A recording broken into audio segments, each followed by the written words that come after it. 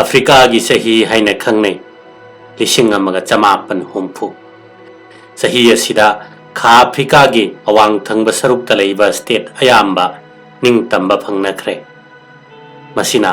खा अफ्रीकादा चथरिबा आंदोलनदा अनौबा पांगल पीखि मफम खुदिंग चरांगनखि नातालदा अमुबा पुलिसमैन कया हाटख्रे लोइनना मी 2,000 खुदकता फाजिनखि ट्रांसकीदा इमरजेंसी थमख्रे खा नोंचुप थंगबा अफ्रीकादा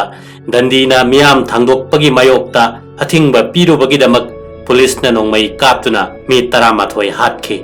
94 अशोकपन नंगखि केप टाउनदा British prime minister Harold Macmillan फेब्रुवारी 3 पीखिबा भाषण अमदा खा अफ्रीका सरकार अमदी सौगतपसिंगदा निंगबा कायबा पीखि महाकना लाउथोखे अहोंगबा नुंगसित अमा अफ्रीका सिनबा थुंगना सिटलरे चिप लातुलीना मियामदा खा अफ्रीका दगे पोचै लैदनबा इकोनॉमिक बॉयकॉट तौनबा अपील तौखे ANC गी लिचिंग मखादा तोंगान जाति सिंग यावबा संस्थान 13 पुनसिंदुना पास लोगे मयोक्ता सभा जत्रा अमा चटखे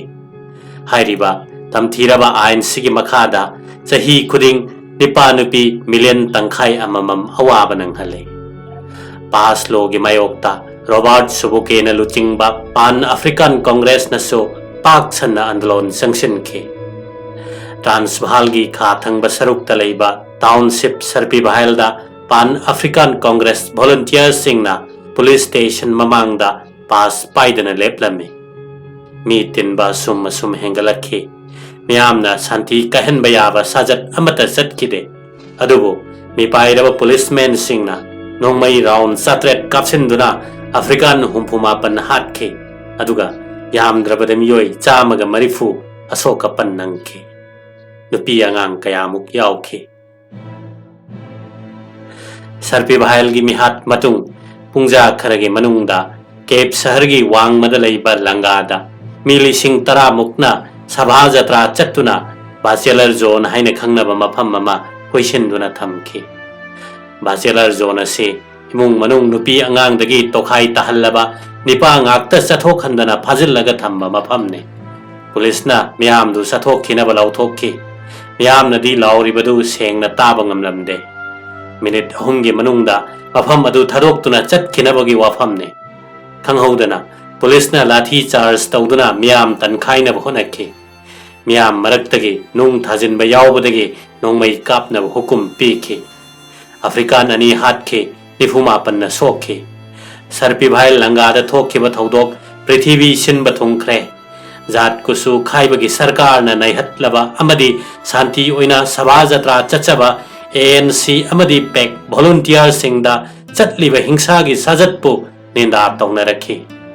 लेबाक सिनबा थुंगना कंगलुप मसेन हाना सुनबा थोकपदगी राजनीतिगी ओइबा अरुबा चरांगनबा फिबम अमा थेंगनखि जोहान्सबर्गता सिसुलु मंडेलाना चिंगबलु चिंगबा सिंगना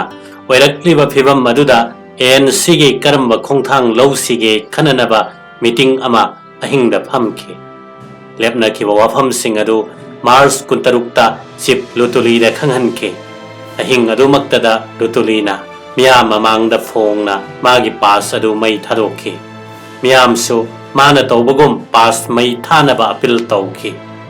थौदोक अदु सरकार न पास लो चनररोय हाइना लाउथोकपा मतमगा चनखि मथंगदा लुतुलीना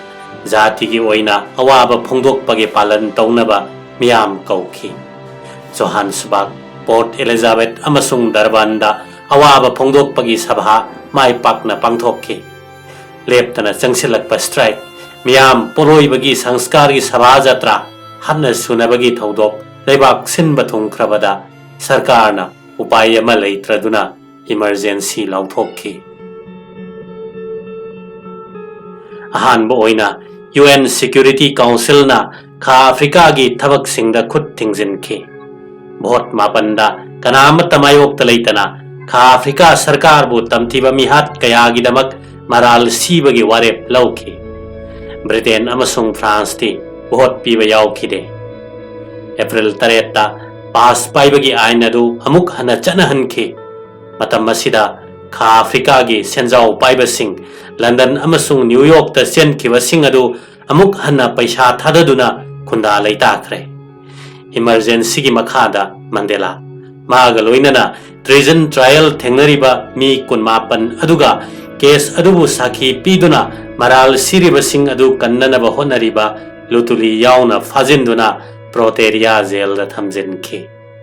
luraba tanja sida Mandela miyam dagi tokhai tahale ANC activist lising ani su fajinki aduga atopa lising kaya amasu kuisinduna thamki April tarik nipanda African National Congress Pan Africanist Congress amadi nauna semkiba Progressive Party aine yadaba sangsthan singni haina lauthokki communism bunam thaba haiba ain adugi makhadani aina sibu singnaba miyoi khuringmak sahi tara dagi tadana jail da thamnabagi shakti sijinaki Oliver Tambo mapanda ANC gi office hangdoknabagi damak Kha Africa thadokuna Britain amasung Tanzania da chenki treason trial chathabadu anauba saklon ama laukhre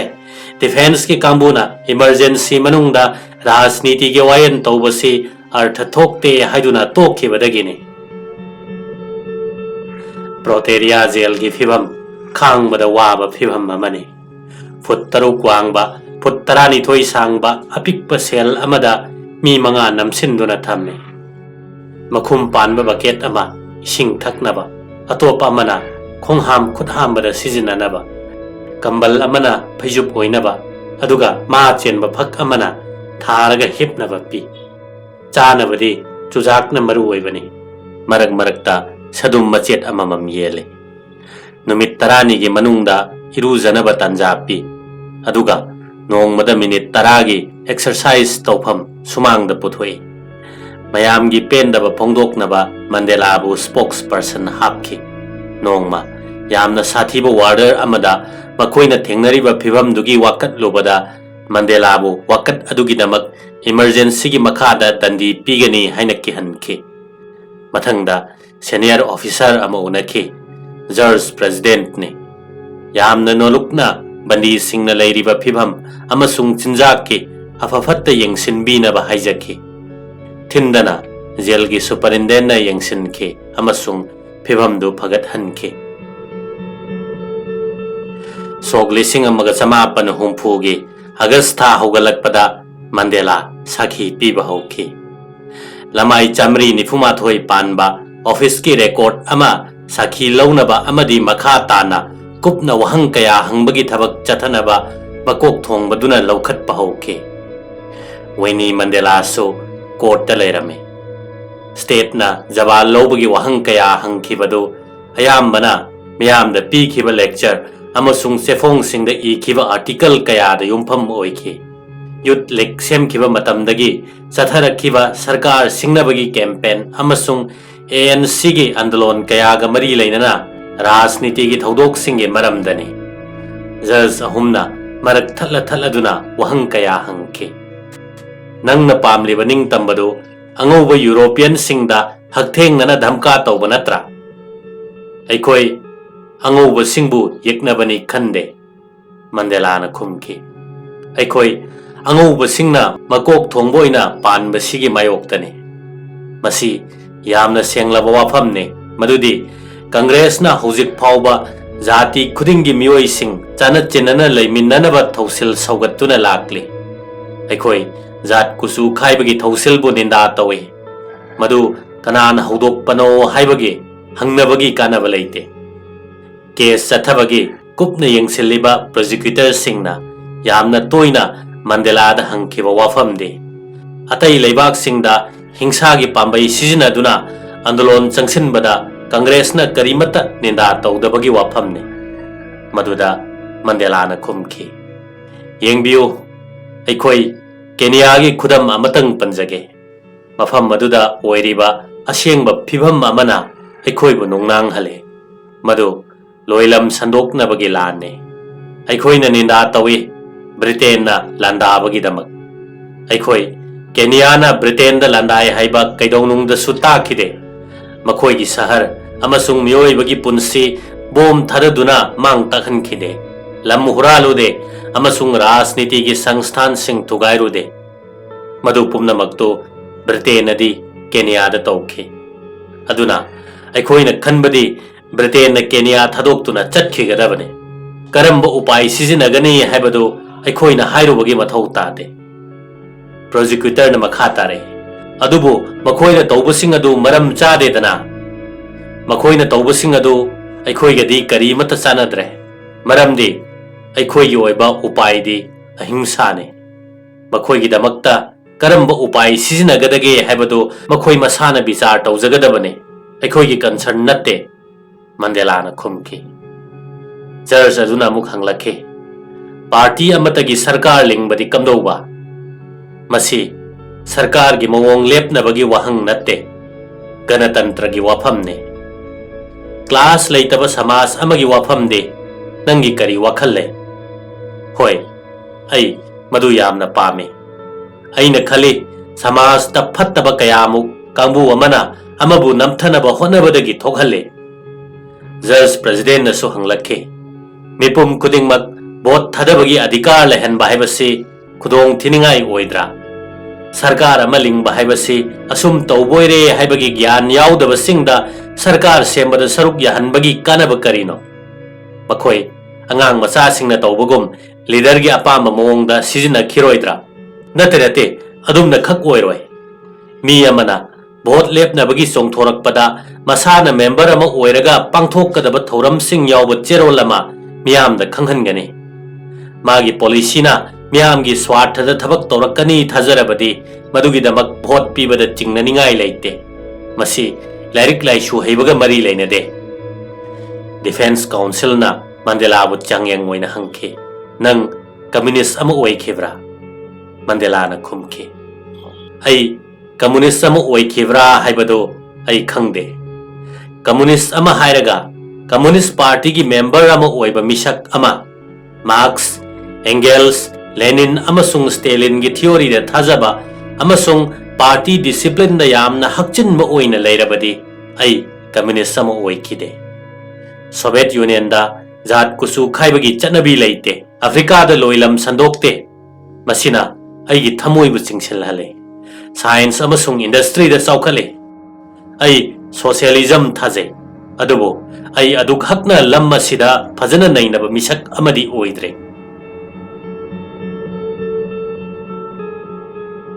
August 9ꯗ ꯃꯟꯗꯦꯂꯥ ꯃꯥꯒꯤ ꯁꯥꯈꯤ ꯄꯤꯕꯒꯤ ꯊꯕꯛ ꯂꯣꯏꯁꯤꯟꯈ꯭ꯔꯦ꯫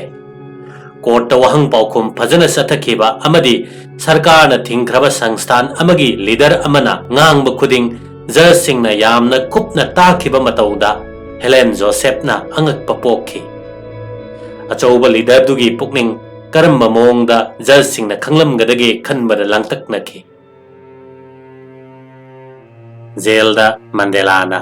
ꯑꯇꯩ ꯑꯇꯣꯞꯄ ꯂꯨꯆꯤꯡꯕꯁꯤꯡꯒ ꯇꯥꯟꯅꯗꯨꯅ ꯑꯅꯧꯕ ꯊꯕꯛ ꯃꯑꯣꯡ ꯑꯃ ꯄꯨꯊꯣꯛꯅꯕ ꯍꯣꯠꯅꯈꯤ꯫ ꯃꯍꯥꯛ ꯑꯃꯁꯨꯡ ꯃꯥꯒ ꯂꯣꯏꯅꯕꯁꯤꯡꯅ ANCꯕꯨ ꯑꯥꯏꯟꯅ ꯌꯥꯗꯕ ꯁꯪꯁꯊꯥꯟꯅꯤ ꯍꯥꯏꯅ ꯂꯥꯎꯊꯣꯛꯄꯗꯨ ꯌꯥꯅꯤꯡꯈꯤꯗꯦ꯫ ꯌꯥꯝꯅ ꯇꯣꯉꯥꯟꯕ ꯂꯥꯟꯖꯪ ꯑꯃ ꯑꯟꯗꯔꯒ꯭ꯔꯥꯎꯟꯗ ꯄꯥꯡꯊꯣꯛꯅꯕ ꯑꯦꯝ ꯄ꯭ꯂꯥꯟꯗ ꯌꯨꯝꯐꯝ ꯑꯣꯏꯗꯨꯅ ꯁꯦꯝꯒꯠꯅꯕ ꯊꯧꯔꯥꯡ ꯍꯧꯈ꯭ꯔꯦ꯫ ꯊꯧꯔꯥꯡꯁꯤꯡ ꯑꯗꯨ ꯀꯨꯞꯅ ꯌꯦꯡꯁꯤꯟꯅꯕ ꯀꯤꯌꯔꯇꯦꯀꯔ ꯀꯃꯤꯇꯤ ꯑꯃꯁꯨ ꯁꯦꯝꯈ꯭ꯔꯦ꯫ ꯑꯣꯒꯁꯠ ꯊꯥ ꯂꯣꯏꯁꯤꯜꯂꯛꯄꯗ ꯏꯃꯔꯖꯦꯟꯁꯤ ꯂꯧꯊꯣꯛꯈꯤꯕꯒ ꯂꯣꯏꯅꯅ ꯐꯥꯖꯤꯜꯂꯨꯕ ꯃꯤꯌꯥꯝ ꯑꯗꯨ ꯊꯥꯗꯣꯔꯛꯈꯤ꯫ ꯈꯨꯗꯛꯇ ANCꯒꯤ ꯁ꯭ꯂꯣꯒꯥꯟ ꯑꯃꯗꯤ ꯑꯅꯝꯕ ꯆꯦ ꯆꯥꯡ ꯂꯩꯕꯥꯛ ꯁꯤꯟꯕ ꯊꯨꯡꯅ ꯆꯥꯏꯊꯣꯛꯈꯤ꯫ ꯃꯟꯗꯦꯂꯥꯁꯨ ꯃꯌꯨꯝꯗ ꯍꯜꯂꯛꯄꯗꯤ ꯉꯝꯂꯕꯅꯤ, ꯑꯗꯨꯕꯨ ꯀꯦꯁ ꯂꯣꯏꯁꯤꯜꯂꯝꯗꯥꯏꯒꯤ ꯃꯇꯥꯡ ꯌꯧꯔꯛꯂꯕꯅꯤꯅ ꯃꯍꯥꯛ ꯗꯤꯐꯦꯟꯁ ꯇꯤꯝꯒ ꯂꯣꯏꯅꯅ ꯑꯍꯤꯡ ꯑꯊꯦꯡꯕ ꯐꯥꯎꯕ ꯄ꯭ꯔꯣꯇꯦꯔꯤꯌꯥꯗ ꯋꯥ ꯈꯟꯅꯅꯕ ꯂꯩꯊꯕ ꯇꯥꯈꯤ꯫ ꯃꯍꯥꯛꯅ ꯊꯕꯛ ꯆꯤꯟꯕꯒꯤ ꯃꯇꯧꯁꯤꯗ ꯋꯦꯅꯤꯅ ꯏꯃꯨꯡ ꯑꯁꯤꯒꯤ ꯌꯨꯝꯕꯥꯟꯁꯤ ꯑꯕꯅꯣꯔꯃꯦꯜ ꯑꯣꯏꯕ ꯂꯥꯏꯐꯅꯤ ꯍꯥꯏꯈꯤ꯫ ꯆꯥꯛ ꯆꯥꯕ ꯐꯥꯎ ꯐꯪꯗꯦ꯫ ꯆꯥꯕ ꯍꯧꯒꯠꯂꯛꯄꯒ ꯇꯦꯂꯤꯐꯣꯟ ꯈꯤꯡꯂꯛꯀꯅꯤ꯫ ꯄꯨꯂꯤꯁꯇꯒꯤ ꯀꯅꯥꯒꯨꯝꯕ ꯑꯃ ꯖꯃꯤꯟꯗ ꯂꯧꯊꯣꯛꯄꯤꯗꯕ ꯌꯥꯗꯦ ꯍꯥꯏꯅ ꯈꯪꯍꯜꯂꯛꯀꯅꯤ꯫ ꯍꯜꯂꯛꯂꯒꯁꯨ ꯂꯩꯇꯥꯔꯣꯏ꯫ ꯏꯃꯔꯖꯦꯟꯁꯤ ꯃꯤꯇꯤꯡ ꯑꯃ ꯂꯩꯔꯦ ꯆꯠꯈꯤꯒꯅꯤ꯫ ꯌꯨꯝꯗ ꯉꯥꯏꯍꯥꯛꯇ ꯄꯣꯊꯥꯗꯕꯅꯤ꯫ ꯃꯇꯝꯗꯨꯗ ꯋꯤꯅꯤ ꯃꯁꯥ ꯋꯥꯏ ꯁꯪꯗꯕꯒꯤ ꯈꯔ ꯋꯥꯔꯤꯕ ꯇꯥꯟꯖꯥꯅꯤ꯫ ꯈ꯭ꯔꯤꯁꯃꯥꯁ ꯃꯅꯨꯡ ꯑꯣꯏꯕꯅ ꯇ꯭ꯔꯥꯌꯦꯜꯁꯨ ꯌꯩꯊꯣꯛꯈ꯭ꯔꯦ꯫ ꯃꯟꯗꯦꯂꯥ ꯏꯃꯨꯡ ꯃꯅꯨꯡꯒꯤ ꯊꯕꯛꯇ ꯃꯇꯝ ꯈꯔ ꯀꯥꯏꯊꯣꯛꯅꯕ ꯍꯣꯠꯅꯈꯤ꯫ Macanipa Megato Masangam Dabagi Pau Tabada Athingba Hukumna Chungdana Machagi Pivam Yeng Machaloi Anishuba Machanupi Amamuk Winina Pokle Tabada Kudakta Laktuna Johannesburg European Nataba Hospital da Wini Gonaki Mafamduda Mama Masung Angang Singbu Chechen na Yengbidabagida Mahak Yam na Sonenki Pantaba Taudana Pocha Yom Sinduna Mayumda Karafazana Seva Tobangam Naba Puraki Sadaran Yumban Gipunsida Awanungai Natraga Chanat China Laymin Nabagi Nungo Lava Matamadu Mandela Gipunsida di Akak Nana Tamlam Kre Sahi Mari Hena Satharak Lava Kesadu Loibagi Matam Naksilakle State na argument pinabadu Mars tha Lishingamaga Chamapan Humpu Matwaida Loishan Kre Yenabadu Hodok Laduna Defense ki Maigay State na Sarkar gi Mayokta Lautu Naba Amasung Yangtina Hanbagi Sarau Silli Haina Maral Siba Amadi Ballot Box ka Lalhobagi Irang Anigi Marakta Yanaba Lambi Leite Haibagi Wapamdo Kanna Yaningdaba Pongdoki Sayawal Kaya Chupna Yanagadoriba Wapam Madu Kanghodana Senior Judge na Advocate Fisher gi Argument Tension Hanki Sayawal Amagidamak Yaitoki Yam Nangakchana na Kanaki Masina Kanghaliba Sikarino Accusing asi Mara Leire Haina Dandi Pinaba Court na Kanaduna Loiraba Jala Numit Adugi Matung Nong Maitha Thazadana Mandela Amasung Atay Awang Bathaki Maral Siriba Magi Marup Mapang Singa Yumda Thengna Kibagi Thodok Amada Weni na Sumna Haiki Makoi Loinamak Mapanda Gari Thapam Lambi da Leptuna Leire Aibo Hangang Amatharaga Kohalabani Aina Tunglabada Mana Icham Samna Hairaki Aigi Firol Kara Atay Iru Maitha Zanaba Chinya Singmada Sizinagadaba Pot Jay Singa Suitcase ta Hapsilo Matam Krasang na Tabakama Chatpatare Nang Karishu Waningai Late Aigi Marup Singna Nangbu Yangsin Bigani Nangonda Makoina Aigi Maramda Ipau Tatana Pirakani Angang Sing Ningtina Yangsilo Aina Kangi Madudi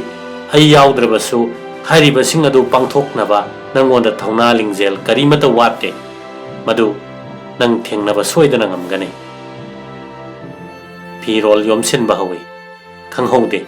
Mitludagi Pirang Sintaraki Kari Matauno Kanki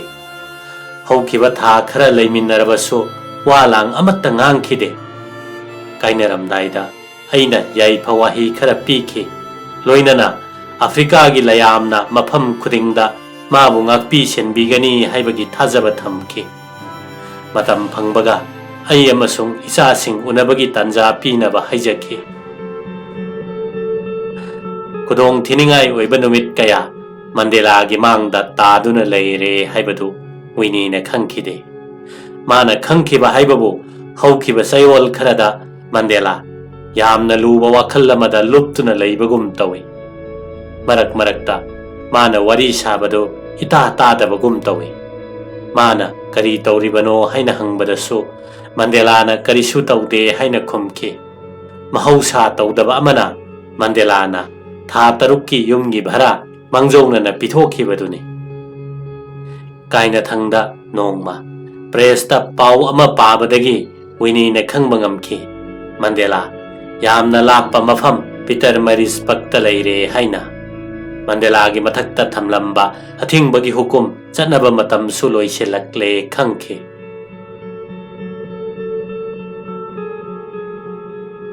Mars Tang Kun Mapanda Mandela Proteria da Amuk Halaki Atay accused Singaloinana Court ki Khajinduna Thamliba Mafam Maduda Laiki Gallery Amadi Press ki Bench Miyamna Pik Thankre Senior Judge Justice Rafna Achumbani Haina Puthok Laba Wafam Khara Piba Horakpada Miyam Unwai Mukchikki ANC Amasung Maga Chatminnaba Sangsthan Singna Sarkar asi Sindoknaba Amadi Yamna Tonganba Ahongba Ama Puraknabagidamak Lepa Laitana Thabak Changsilakle Program of Action Haina Khangnaba Thoram Sing Asina Aina Yadaba Upai Kayamuk Sizinaduna Sarkar bu Singnabagi campaign Chathake ꯀꯅꯥꯒꯨꯝꯕ ꯂꯨꯆꯤꯡꯕꯁꯤꯡꯅ ꯃꯔꯛ ꯃꯔꯛꯇ ꯃꯤꯌꯥꯝꯗ ꯍꯤꯡꯁꯥ ꯊꯣꯛꯍꯟꯕ ꯌꯥꯕ ꯋꯥꯉꯥꯡ ꯀꯌꯥ ꯁꯤꯖꯤꯟꯅꯈꯤ. ꯍꯤꯡꯁꯥ ꯊꯣꯛꯍꯟꯕ ꯌꯥꯕ ꯊꯧꯁꯤꯜ ꯑꯃ ꯂꯩꯕ꯭ꯔꯥ ꯍꯥꯏꯕꯗꯨꯗꯤ ꯁ꯭ꯇꯦꯠꯅ ꯄ꯭ꯔꯃꯥꯟ ꯐꯪꯗꯦ. ꯑꯣꯏꯅꯕ ꯅꯤꯇꯤ ꯆꯠꯄ ꯄꯥꯝꯕ ꯑꯃ ANCꯅ ꯌꯥꯝꯅ ꯇꯣꯏꯅ ꯐꯣꯡꯗꯣꯛꯏ. ꯑꯦꯟꯇꯤ ꯏꯝꯄꯦꯔꯤꯌꯦꯂꯤꯁꯠ, ꯑꯦꯟꯇꯤ ꯋꯦꯁꯠ ꯑꯃꯁꯨꯡ ꯄ꯭ꯔꯣ ꯁꯣꯚꯤꯌꯦꯠꯀꯤ ꯁꯛꯇꯝ ꯎꯠꯂꯤ. ꯑꯗꯨꯕꯨ ꯁ꯭ꯇꯦꯠꯅꯗꯤ ꯀꯝꯃ꯭ꯌꯨꯅꯤꯁꯠ ꯑꯣꯏ ꯍꯥꯏꯕꯒꯤ ꯄ꯭ꯔꯃꯥꯟ ꯄꯤꯕ ꯉꯝꯗꯦ.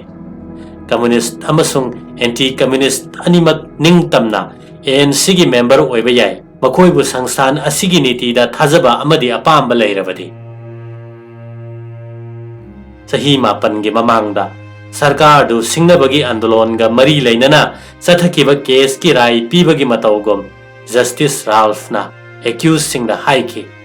"ꯅꯈꯣꯏ ꯃꯔꯥꯜ ꯂꯩꯔꯦ ꯍꯥꯏꯕꯒꯤ ꯄ꯭ꯔꯃꯥꯟ ꯑꯃꯠꯇ ꯐꯪꯗ꯭ꯔꯦ. ꯑꯗꯨꯅ ꯅꯈꯣꯏꯕꯨ ꯊꯥꯗꯣꯛꯂꯕꯅꯤ. ꯅꯈꯣꯏ ꯆꯠꯈꯤꯕ ꯌꯥꯔꯒꯅꯤ." ꯂꯥꯎꯊꯣꯛꯄꯗꯨ ꯍꯦꯛ ꯇꯥꯕꯒ ꯃꯥꯏ ꯄꯥꯛꯄꯒꯤ ꯅꯨꯡꯉꯥꯏꯕꯒꯤ ꯁꯛꯇꯝ ꯂꯧꯔꯗꯨꯅ ꯃꯤꯌꯥꯝꯗꯨ ꯀꯣꯔꯠꯀꯤ ꯃꯄꯥꯟꯗ ꯊꯣꯛꯅꯔꯛꯈꯤ. ꯍꯔꯥꯎ ꯈꯣꯜꯂꯥꯎꯒ ꯂꯣꯏꯅꯅ ꯃꯀꯣꯛ ꯊꯣꯡꯕ ꯎꯀꯤꯜꯁꯤꯡ ꯃꯥꯏꯖꯦꯜꯁ ꯑꯃꯁꯨꯡ ꯐꯤꯁꯔꯕꯨ ꯂꯦꯡꯕꯥꯟꯗ ꯇꯣꯡꯍꯟꯗꯨꯅ ꯍꯔꯥꯎꯕ ꯐꯣꯡꯗꯣꯛꯄꯒꯤ ꯖꯒꯣꯏ ꯁꯥꯈꯤ ꯑꯃꯁꯨꯡ ꯄꯤꯔꯥꯡꯒ ꯏꯔꯣꯏꯅꯅ ꯅꯤꯀꯣꯁꯤ ꯁꯤꯀꯦꯂꯦꯜ ꯑꯐ꯭ꯔꯤꯀꯥ ꯁꯛꯈꯤ. 1968 ꯏꯪꯗ ꯄꯤꯇꯔ ꯃꯔꯤꯁꯄꯛꯇ ꯖꯨꯂꯨꯂꯦꯟ ꯑꯃꯁꯨꯡ ꯄꯣꯂꯦꯟꯗꯒꯤ ꯂꯥꯛꯄ ꯖꯥꯇꯤ ꯀꯌꯥꯃꯨꯛꯀꯤ ꯃꯤꯑꯣꯏ ꯁꯨꯅ ꯌꯥꯎꯕ ꯗꯦꯂꯤꯒꯦꯠ 100 ꯄꯨꯟꯅ ꯎꯅꯈꯤ. ꯃꯐꯝ ꯑꯗꯨꯗ ꯃꯈꯣꯏꯅ ꯑꯣꯜ ꯏꯟ ꯑꯐ꯭ꯔꯤꯀꯥ ꯀꯟꯐꯔꯦꯟꯁꯀꯤ ꯃꯤꯐꯝ ꯑꯃ ꯄꯥꯡꯊꯣꯛꯇꯨꯅ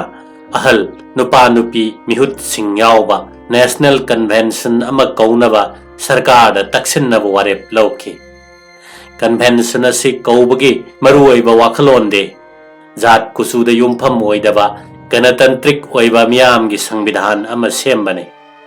ꯊꯕꯛ ꯑꯣꯏꯅ ꯇꯛꯁꯤꯟꯅꯕ ꯖꯥꯇꯤꯒꯤ ꯊꯥꯛꯇ ꯅꯦꯁꯅꯦꯜ ꯑꯦꯛꯁꯟ ꯀꯥꯎꯟꯁꯤꯜ ꯑꯃ ꯃꯟꯗꯦꯂꯥꯒꯤ ꯂꯤꯆꯤꯡ ꯃꯈꯥꯗ ꯁꯦꯝꯈꯤ. ꯃꯇꯝ ꯑꯁꯤꯗꯒꯤꯗꯤ ꯃꯟꯗꯦꯂꯥꯒꯤ ꯄꯨꯟꯁꯤ ꯑꯃꯁꯨꯡ ꯊꯕꯛ ꯑꯔꯣꯟꯕ ꯉꯥꯛ ꯑꯣꯏꯈ꯭ꯔꯦ. ꯄꯨꯂꯤꯁꯅ ꯐꯥꯅꯅꯕ ꯀꯣꯏꯇꯥꯟ ꯇꯥꯅꯕ, ꯃꯥꯅ ꯁꯛ ꯑꯣꯟꯊꯣꯛꯇꯨꯅ ꯅꯥꯟꯊꯣꯛꯅꯕ ꯍꯣꯠꯅꯕꯒꯤ ꯂꯨꯔꯕ ꯄꯨꯟꯁꯤ ꯇꯥꯟꯐꯝ ꯑꯃ ꯃꯥꯌꯣꯛꯅꯕ ꯇꯥꯈꯤ. ꯀꯔꯤꯒꯨꯝꯕ ꯁꯔꯀꯥꯔꯅ ꯀꯟꯚꯦꯟꯁꯟ ꯑꯁꯤ ꯀꯧꯕ ꯌꯥꯗ꯭ꯔꯕꯗꯤ ꯂꯩꯕꯥꯛ ꯁꯤꯟꯕ ꯊꯨꯡꯅ ꯌꯥꯅꯤꯡꯗꯕ ꯐꯣꯡꯗꯣꯛꯄꯒꯤ ꯁꯚꯥ ꯖꯇ꯭ꯔꯥ ꯑꯃꯗꯤ ꯅꯨꯃꯤꯠ 8 ꯌꯨꯝꯗꯒꯤ ꯆꯠꯊꯣꯛꯇꯕꯒꯤ ꯑꯟꯗꯣꯂꯟ ꯈꯣꯡꯖꯪ ꯑꯃ ꯆꯪꯁꯤꯟꯅꯕ ꯂꯥꯎꯊꯣꯛꯈꯤ. ꯍꯥꯏꯔꯤꯕ ꯗꯦꯃꯣꯟꯁꯇ꯭ꯔꯦꯁꯟ ꯑꯁꯤ ꯑꯉꯧꯕ ꯖꯥꯇꯤꯅ ꯔꯤꯄꯕ꯭ꯂꯤꯛ ꯑꯣꯐ ꯁꯥꯎꯠ ꯑꯐ꯭ꯔꯤꯀꯥ ꯁꯦꯝꯈꯤꯕ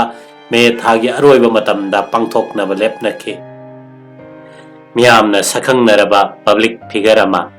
ꯑꯃꯁꯨꯡ ꯃꯟꯗꯦꯂꯥꯒꯨꯝꯕ ꯌꯥꯝꯅ ꯋꯥꯡꯕ ꯃꯤꯑꯣꯏ ꯑꯃ ꯁꯛ ꯑꯣꯟꯊꯣꯛꯇꯨꯅ ꯂꯣꯠꯄ ꯑꯃꯗꯤ ꯃꯁꯛ ꯈꯪꯍꯟꯗꯅ ꯂꯝꯕꯤ ꯂꯝꯖꯥꯎꯗ ꯆꯠꯄ ꯍꯥꯏꯕꯁꯤ ꯑꯔꯨꯕ ꯑꯃꯅꯤ.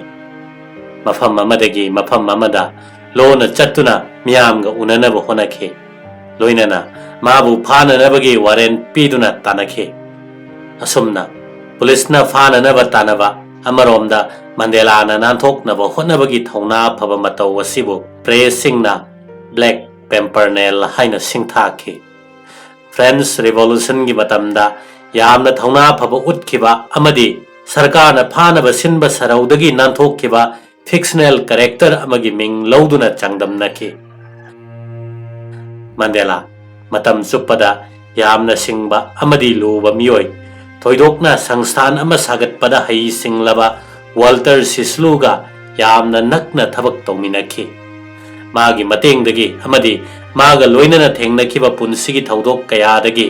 ꯐꯪꯂꯛꯈꯤꯕ ꯒ꯭ꯌꯥꯟꯒꯤ ꯃꯉꯥꯜꯅ ꯅꯦꯜꯁꯟ ꯃꯟꯗꯦꯂꯥ ꯃꯤꯕꯨ ꯃꯤꯅ ꯑꯣꯠ ꯅꯩꯕꯒꯤ ꯃꯥꯌꯣꯛꯇ ꯊꯦꯡꯅꯈꯤꯕ ꯑꯟꯗꯣꯂꯟ ꯀꯌꯥ ꯆꯪꯁꯤꯟꯈꯤꯕ ꯑꯃꯗꯤ ꯖꯥꯇꯤ ꯀꯌꯥꯒꯤ ꯁꯪꯁꯊꯥꯟꯁꯤꯡꯕꯨ ꯑꯄꯨꯟꯕ ꯂꯤꯆꯤꯡ ꯑꯃꯒꯤ ꯃꯈꯥꯗ ꯄꯨꯔꯛꯄ ꯉꯝꯈꯤꯕꯅꯤ. ꯅꯦꯁꯅꯦꯜ ꯀꯟꯚꯦꯟꯁꯟ ꯀꯧꯅꯕꯒꯤ ꯋꯥꯐꯝ ꯑꯗꯨꯁꯨ ꯇꯣꯉꯥꯟ ꯇꯣꯉꯥꯟꯕ ꯖꯥꯇꯤꯒꯤ ꯀꯥꯡꯂꯨꯞꯅ ꯙꯔꯃꯒꯤ, ꯃꯍꯩ ꯃꯁꯤꯡ ꯍꯩꯕꯒꯤ ꯑꯃꯗꯤ ꯂꯤꯕꯔꯦꯜꯒꯤ ꯃꯤꯍꯨꯠ ꯌꯥꯎꯅ ꯑꯀꯟꯕ ꯗꯥꯕꯤ ꯑꯃ ꯑꯣꯏꯅ ꯂꯧꯈꯠꯈꯤ.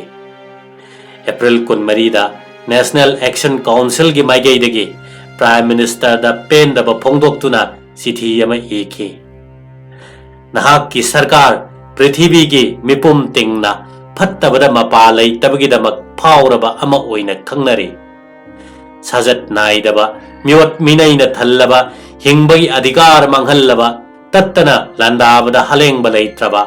ꯑꯐ꯭ꯔꯤꯀꯥꯒꯤ ꯃꯤꯌꯥꯝꯅ ꯂꯩꯈꯥ ꯇꯥꯅ ꯍꯤꯡꯕ ꯎꯔꯒ nangna khakna nokli apenba utli hena sathiba phibam mama mayok narakadabadagi kange hairabadi ningtamna national convention ama kaugadabane mamangi thodok kayadagi Mandela asigumba sarkar ga thengnabagi wafam sing asi khanabagi ayaba pirakkani haibagi asa khak tawkhide prime minister nasu paukhum amata pirakhide chumnagi parliament ta khanghanki yamna saugatpagi wangang yauba amadi dhamka tawbagi chithi ama phangki me tang kunma pandagi horaduna numit humni yumdagi thoktaba haiba demonstration gi mawong ama hudoktuna sarkar bu singnaki police na pakshana landaki mara leiba leitaba thidana misam praja kaya muksu phajinki Mandela di police ki langda thuhanba ngamkide pass logi makhada african machali sing taradagi tadana phajinki leibak sinba thungna miyam gi meeting na chingba pangthokpa thingkre press kaya da sulandaki amasung makoina phongba che sang pumnamak phajinki prime minister Bharwotna andolonकारी singda yamna tamthiba wahi sizinaduna warning tawki national convention thorang bu sogat pahaibase mai paiduna sanabani masigidamak wangang ba khudingmak communist ideology pusalaknaba daita lawba misakni haina lawgani asigumba warning asibu nachungdana Mandela demonstration pangthoklamdai gi aroiba mikup phawba yumdagi hendoktaba haiba paujel miyam gi nakongda yauhannaba ayobi thabak paikhatki loinana mahaki apil yawwa che ama miyam da yanthokki waroldi kha africa gi praja pumnamak yaningdaba utpagi andolon changsilli mipha mipunna aikoi bu thingbangam loi bot thadabagi adhikar mipum khudingda leihangadabani sinmi khudingda maram chaba amasung humang manga chanaba asuman pigadabani pass lo chana haloidabani angauba masing yamdaba kambuna sasan tauba khudakta lephangadabani Bharwotna aikhoi bu kihanbangam loi aikhoi gi lepliba wafamdagi samna maphai ama thaidoktuna chaloi yumda lengdana leigadabani migi dhamka da chatkumse ning tambagi lambi da changsilase punsina hinglingaida sok lising amaga chamapan humpumathoi megi tang kunmapanda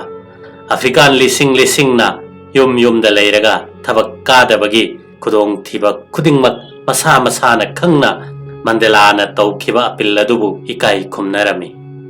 darbanda Bharat masa sinmi singso strike saugattuna thabak kakhide aduga Cape Town da so atei kuchu muba sinmi singna ahanba oina thabak sukhide hairibasi South Africa Broadcasting Corporation na ayuk ngantadagi leibak sinba thungna sinmi singda Mandela na kauriba ban adu thausadanaba mikup kangdana lauthokpagi mayokta changsinkhibani sarkar gi maikaidagi ban aduda sadharan punsida akaiba amata thokhankide yamna normal oi haina lauthokki adum moinabak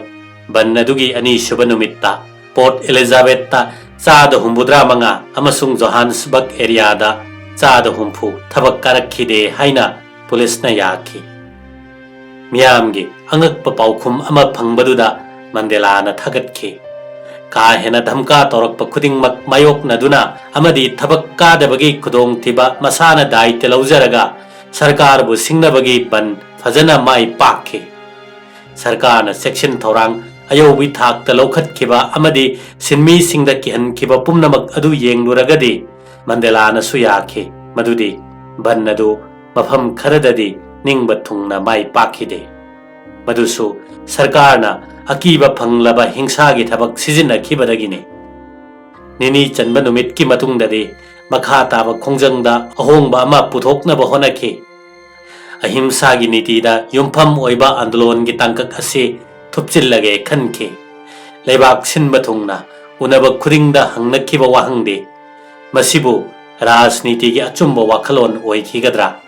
madudi miyam amana makhoi hingjabagi adhikar tanbada ahingsa amadi santi gi lambi da changsinba amaromda सासन पाइरिबा कांगबुना हिंसा याइतंबगी साजतना लेखा तारबा Afrikaans सिंगबो अवाबगी कोमदा हन्ना हन्ना इंथरी Mandela की पुकनिंगदगी वहंगसिगी पाउखुम अमा लेरे पाउखुम मदु महाकना